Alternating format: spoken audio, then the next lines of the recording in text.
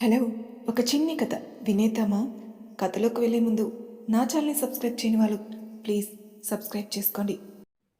నువ్వే కావాలి 5వ భాగాన్ని వినేద్దాం. కోపంగా ఇషిత వైపే చూస్తూ వేలికి బ్యాండేజ్ వేస్తాడు మహా. కొద్దిసేపటికి కన్నీళ్లు తుడుచుకొని ఆకలేస్తుంది. నాది నాకు తీసుకొనిరా అని నవ్వుతూ అంటుంది ఇషిత. మహా చేతిలో ఉన్న తన చేతిని వెనక్కి తీసుకుంటూ 2 నిమిషాలు టెన్షన్ పెట్టావుగా అని అనుకుంటూ ఇషితకి దగ్గరగా జరిగి స్పైసీ అన్నావు. ఇప్పుడు కూడా స్పైసీ కావాలా లేకపోతే తగ్గించనా అని ఇషితకి మాత్రమే వినిపించేలా అంటాడు మహా కొంచెం సీరియస్గా. అందులో ఎలాంటి మార్పు లేదు. ఈ గొట్టంగాన్ని చూస్తూ నేను సైలెంట్గా ఉండలేను. నాకు స్పైసీ కావాలి అని చిన్నపిల్లలా మారం చేస్తుంది ఇషిత. నీ ఇష్టం అని అంటూ రాములమ్మ మీ ఇషితమ్మని జాగ్రత్తగా డైనింగ్ టేబుల్ దగ్గర కూర్చోబెట్టు. 5 మినిట్స్లో తన స్పెషల్ దోశ తీసుకొని వస్తాను అని కళ్ళతోనే నవ్వుతూ ఇషిత వైపు చూస్తూ రాములమ్మతో అంటాడు మహా. అలాగే బాబు అని అంటూ మహా వైపే రెప్ప వేయకుండా చూస్తూ ఉన్న ఇషితని డైనింగ్ టేబుల్ దగ్గరికి తీసుకెళ్తుంది రాములమ్మ బాధగా.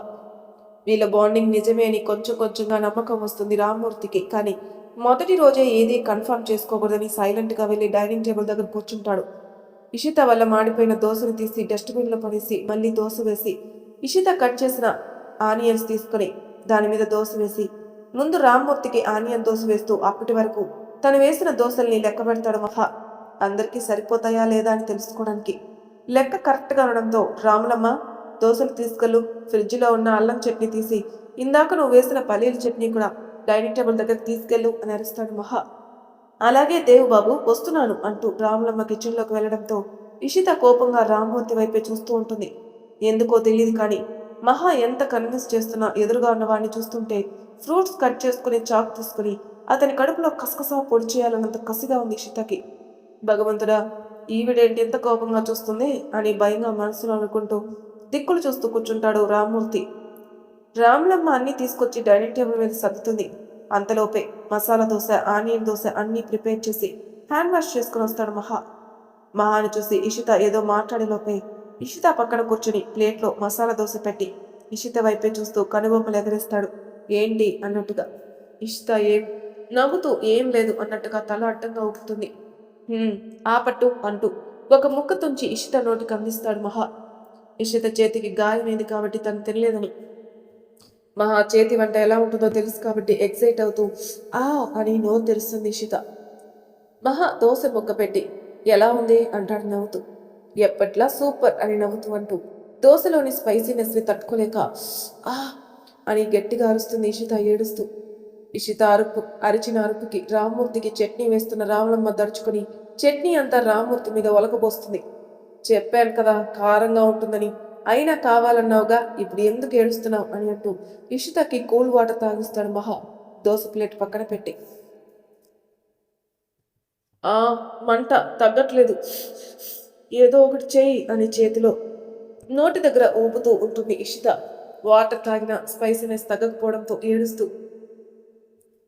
కూల్ వాటర్ తాగినా తగ్గలేదంటే అని ఆలోచించి ఐడియా అని కొంటిగా ఇషిత వైపే చూస్తూ అంటాడు మహా రామ్మూర్తిని నమ్మించడానికి. భరించలేకపోతున్నాను, ఏదో ఒకటి చెయ్యి మహా అని మంటతో విలవిల్లాడుతూ నోటి దగ్గర చేతితో ఊపుకుంటూ అంటుంది ఇషిత. మంట దెబ్బకి కన్నీళ్లు అస్సలు ఆగకపోవడంతో కోపంగా అది అంటూ రామ్మూర్తి వైపు రాములమ్మ వైపే చూస్తాడు మహా. మహా చూపుకి మీనింగ్ అర్థమై నేను క్లీన్ చేసుకోవాలి సార్ బాయ్ అని కిచెన్లో ఉన్న షిప్ దగ్గరికి వెళ్తాడు రామ్మూర్తి చట్నీని విదిలించుకుంటూ. నేను కూడా ఏదో మర్చిపోయాను బాబు, వెళ్ళి తెచ్చుకుంటాను అని సిగ్గుపడుతూ అంటూ కిచెన్ వైపు నవ్వుతూ పరిగెడుతుంది రాములమ్మ. అందరినీ ఎందుకు పంపించావు, ఏం చేయబోతున్నావు అని కన్నీళ్లు తుడుచుకుంటూ అంటుంది ఇషిత. మహా ఏం చేయబోతున్నాడో అర్థం కాక అయోమయంగా మహా వైపే చూస్తూ నశాలని కట్టిన మంటను తగ్గించుకోవడానికి చేతితో నోటి దగ్గర ఊపుకుంటూ. ఇషిత బాధను చూడలేక పంచదార నోట్లో వేస్తే మంట పెరుగుతుంది కానీ తర్వాత తగ్గదని తను కొంచెం ముందుకు జరిగి అమాంతం ఇషిత ముఖాన్ని చేతుల్లోకి తీసుకుని దగ్గరకు లాక్కుని తన పెదాలతో ఇషిత పెదాల్ని జత చేసి మండుతున్న ఇషిత నాలుక మీద తన లాలాజలాల్ని వెన్నలా రాస్తూ ఇషిత మంటని తగ్గిస్తాడు మహా. మహా చేసిన పనికి స్పైసీనెస్ కాస్త తగ్గి రిలాక్స్ అయ్యి మహా తనని ఏం చేస్తున్నాడో స్లోలోకి వచ్చి మహా కింద పెదవిని కోపంగా బైట్ చేస్తుంది ఇషిత. సడన్ గా ఇషిత అలా చేయడంతో నొప్పిని తట్టుకోలేక ఆమెను వదులుతాడు. మహా తన్ని వదలగానే ఏడుస్తూ పరుగున తన రూమ్కి వెళ్ళిపోతుంది ఇషిత మహాకి మాట్లాడే అవకాశం ఇవ్వకుండా. చట్నీ వాష్ చేసుకుని అక్కడికి వచ్చేసరికి పరుగున పైకి వెళ్తున్న ఇషిత కనిపిస్తుంది రామ్మూర్తికి. సిగ్గుతో వెళ్తుందేమో అనుకుని మహా వైపే చూస్తూ నవ్వుకుంటూ ఉంటాడు. వామ్మో, ఇంత గట్టిగా కొరికేసిందేంటి అని కింద పెదవి తడుముకుంటూ, పెదవి కొరికింది కాబట్టి సరిపోయింది, అదే 4 కొరుకుంటే 10 రోజులు పస్తులు ఉండాల్సి వచ్చేది, అంత పని జరగకుండా బ్రతికించింది అని మనసులో అనుకుంటూ తన ఫస్ట్ కిస్ని తలుచుకుంటూ నవ్వుతూ పక్కకి చూసిన మహా తనని చూస్తూ ఉన్న రామ్మూర్తిని చూసి, ఇప్పుడు బయటకు వెళ్తే వీడికి డౌట్ వస్తుంది, లోపలికి వెళ్తే అది నా బ్యాండ్ తీస్తుంది, ముందు నొయ్యి వెనక గొయ్యి అంటే ఇదేనేమో అని విరక్తిగా ఒక నవ్వు నవ్వుకుంటూ, రామ్మూర్తి గారు మీరు తినండి, నాకు చిన్న పనుంది, మీరు తిని వెళ్ళి పడుకోండి అని వచ్చి రాని నవ్వు నవ్వుతూ ఏడుపు మొహం పెట్టుకుని లేచి బయటికి వెళ్ళాలని ఉన్నా బయటికి వెళ్ళలేక పైకి వెళ్తాడు మహా. మహా వెళ్తున్న వైపే నవ్వుతూ చూస్తూ, బయట ప్రపంచానికి భార్యాభర్తలుగా పరిచయం కాకపోవడానికి వీళ్ళ ప్రాబ్లమ్స్ వీళ్ళకి ఉండొచ్చు, సార్ అనవసరంగా భయపడి 6 నెలలు టైం వేస్ట్ చేస్తున్నాడు అని మనసులో అనుకుంటూ వాళ్ళ ప్రేమను చూసి కడుపు నిండిపోయి సంతోషంగా తన రూమ్కి వెళ్ళిపోతాడు రామ్మూర్తి. దేవుడా, ఈ గండం నుంచి నువ్వే నన్ను గట్టెక్కించాలి అని దేవుడికి దండం పెట్టుకుంటూ భయం భయంగా డోర్ ఓపెన్ చేస్తాడు మహా. లోపల వాతావరణం ఎలా ఉందో అని. డోర్ ఓపెన్ చేసిన సౌండ్కి ఏడుస్తూ బెడ్ మీద కూర్చుని ఉన్న ఇషిత డోర్ వైపే చూస్తుంది. అలా చూడకే భయం వేస్తుంది అని భయం భయంగా అంటూ లోపలికొచ్చి డోర్ లాక్ చేసి కొంచెం ధైర్యం తెచ్చుకుని ఇషిత దగ్గరకు వచ్చి తన పక్కన కూర్చుంటాడు. నువ్వు అసలు మనిషివేనా? సిగ్గు, శరం, మానం, అభిమానం లాంటివి ఏ కోసానా నీలో ఉన్నాయా? నన్ను టచ్ చేయకూడదని పెళ్లి కంటే ముందే చెప్పా, అప్పుడు సరే అని గంగిరెద్దులా తలూపి ఇప్పుడు కిస్ చేస్తావా? వేస్ట్ ఫెలో, నీ చేతులు విరిగిపోను, నీ కాలు పడిపోను, బైక్ మీద నువ్వు వెళ్తుంటే యాక్సిడెంట్ అయ్యి ఏ డ్రైనేజ్లోనో పడిపోను అని వెతికి వెతికి కొత్త రకం తిట్లతో గంటసేపు మహా చెవులు వాచిపోయేలా తిడుతుంది ఇషిత. అవన్నీ వింటూ చేతితో చెవులు విదిలించుకుని, అమ్మా తల్లి, ఆగ్రహం తగ్గించి కొంచెం అనుగ్రహించు అని దీనంగా ఇషిత వైపే చూస్తూ అంటాడు మహా. నెవర్ అని అంటూ మళ్ళీ తిట్ల పురాణం మొదలు పెట్టబోతున్న ఇషితని ఆపి, నీకు నీ కొత్త రకం తిట్లకు ఒక దండం, ఇక ఆపవే బాబు, నీ తిట్లతోనే చంపేలా ఉన్నావు అని ఏడుపు పెట్టుకుని ఇషితకి దండం పెడతాడు మహా. మహా ఫేస్ చూసి కాస్త కోపం తగ్గించుకుని, నువ్వు చేసిన పని అంత చండాలంగా ఉంది, మరి నా ఫస్ట్ కిస్ గురించి ఎన్ని ఊహించుకున్నాను తెలుసా, అవన్నీ గంగపాలు చేసేసావు, ఛీ పోరా, నా ముందుండుకు, నాకు ఫ్రస్ట్రేషన్ పెరిగిపోతుంది అని పళ్ళు నూరుతూ మహా వైపే కోపంగా చూస్తూ అంటుంది ఇషిత. అమ్మ తల్లి, జరిగిన దాని గురించి కాస్త పక్కన పెట్టి జరిగే దాని గురించి ఆలోచించు అని ఇషిత చేతులు పట్టుకుని చాలా సౌమ్యంగా అంటాడు మహా.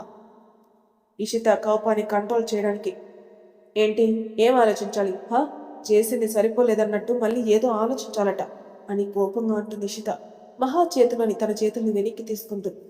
దేవుడా అని మనసులో అనుకుంటూ తన కోపాన్ని కంట్రోల్ చేసుకుంటూ చుప్ అని గట్టిగా అంటాడు మహా ఇషిత కళ్ళలోకి చూస్తూ. మహా గట్టిగా అరిచేసరికి కామ్ అయిపోయి మహా కళ్ళలోకి చూస్తుంది, కన్నీళ్లు పెట్టుకుంటూ గుమ్మమూత పెట్టుకుని. ఇప్పుడు ఏం జరిగిందనేది మాత్రమే నువ్వు గమనించావు, కానీ నెక్స్ట్ ఏం జరగబోతుందో నువ్వు ఊహించలేకపోతున్నావు. మనం అలా ఉన్నది రామ్మూర్తి గారు చూశారు. ఏ మూలో చిన్న అనుమానం ఉన్నా ఈ దెబ్బతో ఆ అనుమానం పటాపంచలైపోతుంది. ఇక నుంచి మన మీద ఎక్కువ కాన్సన్ట్రేషన్ చేయకుండా ఏదో ఉన్నామా వెళ్ళామా అన్నట్టుగానే ఉంటారు.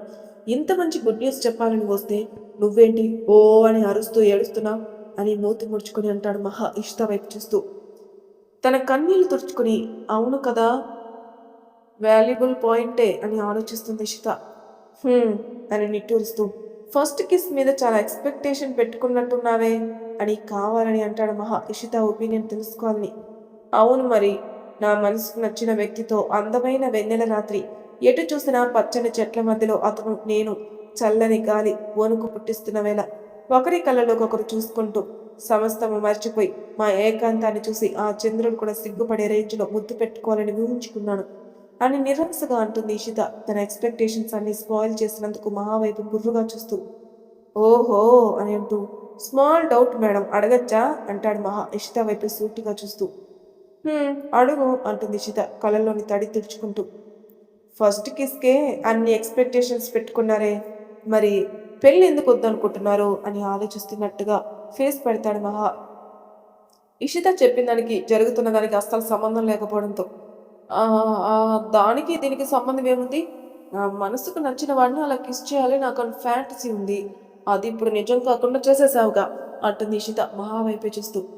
మీరు గ్రేట్ మేడం అని అంటూ ఇషిత ఆన్సర్కి ఏం చెప్పాలో అర్థం కాక, నాకు నిద్ర వస్తుంది, గుడ్ నైట్ అని చెప్పి బ్లాంకెట్ తీసుకుని లేచి సోఫాలో కూర్చుంటాడు మహా పిల్లో సోఫాలో సరిగ్గా పెడుతూ. ఏంటి సోఫాలో పడుకుంటున్నావు, నువ్వు కూడా బెడ్ మీద పడుకోవచ్చు కదా అని అయోమయంగా అంటుంది ఇషిత మహా వైపే చూస్తూ. నేను బెడ్ మీద పడుకుంటే మీరెక్కడ పడుకుంటారు అని అంటూ పడుకుని బ్లాంకెట్ సరిగ్గా కప్పుకుంటూ ఉంటాడు. నేను కూడా ఇక్కడే, బెడ్ ఇద్దరికి సరిపోతుంది కదా అని అనుమానంగా అంటుంది ఇషిత. సరిపోతుంది కదా అని బెడ్ని చూస్తూ ఫారిన్ తెలివితేటలన్నీ ఇక్కడ ఉపయోగిస్తుంది ఏంట్రా బాబోయ్ అని మనసులో అనుకుంటూ, అలా కాదు మేడం, ఇద్దరం ఒకే బెడ్ మీద పడుకుంటే ఏ అర్ధరాత్రో కాలో చెయ్యో తగిలి మనకి ఇష్టం లేని ఆ తప్పు జరిగిపోవడం అవసరమా ఇస్కి? ఇక్కడ నాకు కంఫర్ట్గానే ఉంది, అడ్జస్ట్ అయిపోతాను అని నవ్వుతూ అంటాడు మహా.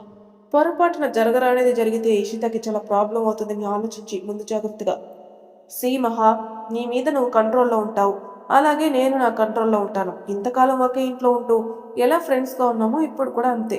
నా ఫ్రెండ్ సోఫాలో పడుకుని ఇబ్బంది పడడం నాకు ఇష్టం లేదు. నువ్వు అటు పడుకో, నేను ఇటు పడుకుంటాను. మన ఇద్దరి మనసులో ఎలాంటి దురుద్దేశం లేనప్పుడు ఏమీ జరగదులే. నీ మీద నాకు ఆ మాత్రం నమ్మకం ఉంది అని నవ్వుతూ అంటుంది నిషిత.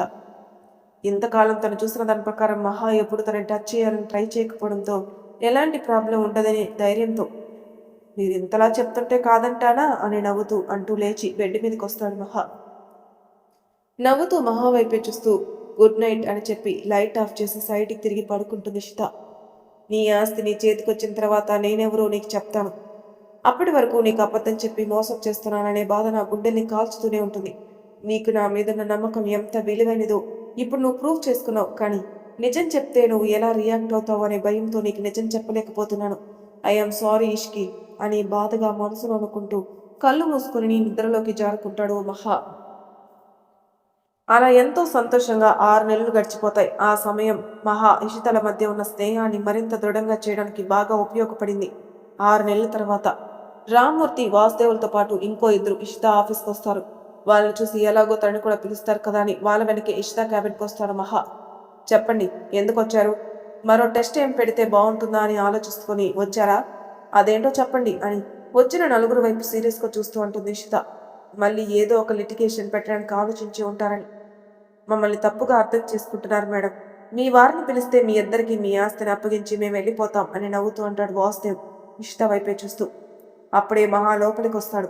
వాసుదేవ్ మాటలకి ఇషిత కళ్ళల్లో తిరుగుతున్న ఆనంద బాష్పాల్ని కన్నీలుగా అర్థం చేసుకుని ఇషితకి దగ్గరగా వచ్చి, మళ్ళీ ఏమైనా అని అనుమానంగా అంటాడు మహా అందరి వైపు సీరియస్గా చూస్తూ. అని సంతోషంగా మహా వైపే చూస్తూ అంటుంది ఇషిత. మరి అని అంటాడు మహా అయోమయంగా ఇషిత వైపు చూస్తూ. నేను చెప్తాను సార్, మీరు ఎంతో కాలంగా ఎదురు చూస్తున్న తరుణం వచ్చింది కాబట్టే మేడం సంతోషిస్తున్నారు అని కన్నీళ్లు కాదు, ఆనంద బాష్పాలవి అంటాడు రామ్మూర్తి నవ్వుతూ. రియల్లీ అని సంతోషంగా అంటాడు మహా ఇషిత వైపు చూస్తూ. నిజం సార్ అని మెరిసే కళ్ళతో అంటుంది నీతు. వావ్ అని తన సంతోషాన్ని ఆపుకోలేక కొంచెం వంగి ఇషిత బుగ్గ మీద ముద్దు పెడతాడు మహా. మహా సడన్ గా అలా చేసేసరికి ఇషిత షాక్ అవుతుంది. అందరూ తలదించుకుని, సార్ మేము డాక్యుమెంట్స్ ఇచ్చి వెళ్ళిపోతాం, అప్పటి వరకు కొంచెం మీ ఫీలింగ్స్ని దాచుకోండి అని అంటాడు వాసుదేవ్ ముసిముసిగా నవ్వుతూ. ఆయన మాటలకి షాక్ నుంచి తేరుకుని మహా వైపు కోపంగా చూస్తూ, అంతలేదు, కొంచెం తల పైకెత్తచ్చు అని అంటుంది ఇషిత. అమ్మయ్య అయిపోయిందా అని అంటూ తల పైకెత్తి తన చేతిలోని పేపర్స్ ఇషిత ముందు పెడతాడు వాసుదేవ్ నవ్వుతూ. ఇషిత అవి తీసుకుని చూసి, థ్యాంక్ యూ సో మచ్ అని కళ్ళనీళ్ళతో సంతోషంగా అంటూ, నేను మీ పట్ల కొంచెం సీరియస్గానే ఉన్నాను, ఐఆమ్ ఎక్స్ట్రీమ్లీ సారీ అని అందరి వైపు చూస్తూ అపాలజీ చెప్తుంది. నేను ఇక్కడికి వచ్చి ఎంతో మందితో పోరాడాను, మీకు బాగా తెలుసు. ఆ రోజు మీరే కానీ లేకపోయి ఉంటే నేను రోడ్డు మీద ఉండాల్సి వచ్చేది. అప్పుడు వీలునామా తీసుకొచ్చి నన్ను కాపాడారు. అయినా సరే మీ పట్ల నేను చాలా కఠినంగా ప్రవర్తించాను. నన్ను మీ కూతురు లాంటి దాన్ని అనుకొని క్షమించండి అని బాధగా అంటుంది నిషిత పైకి లేచి అందరి వైపు చూస్తూ దండం పెడుతూ. చచా మేడం, మీరు Arundhati trust founder, the great Digvijay గారి ఏకైక వారసురాలు. అలాంటిది ఆయన ఆస్తి నీచులు పాలు కాకుండా కాపాడుకుంటూ వచ్చి చివరికి చేరవలసిన వాళ్ళకి ఆస్తి దక్కడం మాకు చాలా ఆనందంగా ఉంది. మీరు మా మీద చూపించే కోపం మీ స్వభావం కాదు, మీరు అలంకరించుకున్నది, దానిని మేము అర్థం చేసుకోగలం. ఇంకెప్పుడు ఇలాంటి పెద్ద పెద్ద మాటలు మాట్లాడకండి మేడం అని నవ్వుతూ అంటాడు రామ్మూర్తి. ఇంతకాలం తనకి ఎలాంటి ఇబ్బందులు రాకుండా చూసుకున్నందుకు కృతజ్ఞతగా. రామ్మూర్తి మాటలకి నవ్వుతూ మహావైపే చూస్తుంది నిషిత. తనకి ఈ ఆనందం దక్కింది తన వల్లే కావడంతో. హ్యాపీనా అని ఆ కళ్ళతోని అడుగుతాడు మహా నవ్వుతూ. హా చాలా అని కళ్ళతోని మహాకి చెప్తూ వీళ్ళ వైపుకి తిరిగి, ఎవ్రీ ఇయర్ మా కంపెనీకి వచ్చే లాభాల్లో 10% మాత్రమే ట్రస్ట్కి వస్తుంది కాబట్టి ఇక మీదటి నుంచి 30% ఫండ్స్ వచ్చే ఏర్పాటు చేస్తాను. నాన్నగారు అమ్మ పేరుతో ఉన్న ట్రస్ట్ ఎలా నడిపాలో అని ఆశపడ్డారో మీరు అలానే నడిపించండి. ఎప్పుడు మనీ అవసరం వచ్చినా మొహమాట పడకుండా వచ్చి తీసుకునెళ్ళండి. అది పేరుకే మా ట్రస్ట్ అయినా దాని మీద సర్వాధికారాలు మీకు మాత్రమే ఉంటాయి. అది బాగా గుర్తుపెట్టుకుని వర్క్ చేయండి అని నవ్వుతూ అంటుంది ఇషిత. ఇషిత చెప్పిన ఆఫర్కి సంతోషంతో గట్టిగా క్లాప్స్ కొడతారు ట్రస్ట్ వాళ్ళు. వాళ్ళతో కలిపి నీతూ కూడా. No thanks, this is my responsibility అని నవ్వుతూ అంటుంది ఇషిత. థ్యాంక్స్ అన్నట్టుగా మహా వైపు చూస్తూ మై ప్లెజర్ మేడం అని ఇషితకి మాత్రమే వినిపించేలా అంటాడు మహా నవ్వుతూ. క్లాప్స్ కొట్టడం ఆపి అది కూడా మీ బ్లడ్లోనే ఉంది మేడం అని నవ్వుతూ అంటూ వచ్చిన పని అయిపోయింది కాబట్టి ఇక మేము బయలుదేరతాం మేడం అని అంటాడు వాసుదేవ్ అందరి వైపు చూస్తూ. ఓకే, ఏమైనా అవసరం వస్తే మొహమాట పడకండి అని అంటుంది ఇషిత నవ్వుతూ. అలాగే మేడం అని నవ్వుతూ అంటూ అక్కడి నుంచి వెళ్ళిపోతారు ట్రస్ట్ వాళ్ళు. మరి తర్వాయి భాగంలో ఏం జరుగుతుందో నెక్స్ట్ ఎపిసోడ్లో తెలుసుకుందాం. అంతవరకు నా ఛానల్ సబ్స్క్రైబ్ చేయని వాళ్ళు ప్లీజ్ సబ్స్క్రైబ్ చేసుకోండి, లైక్ చేసి షేర్ చేయండి. మీ అభిప్రాయాలు నాకు కామెంట్ రూపంలో తెలియజేయండి. Thank you for listening.